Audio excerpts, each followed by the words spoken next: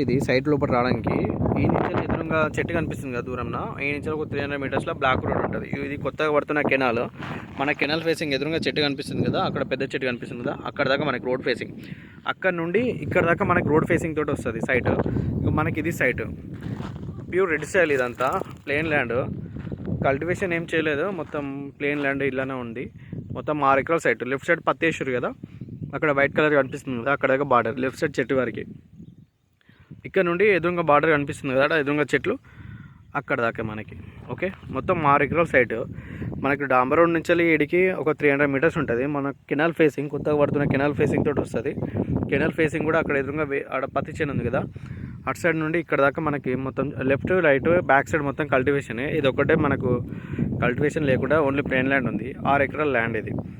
మనకి national highway నుండి ఇడికి ఒక 10 కిలోమీటర్లు ఉంటుంది సైట్ వరకు.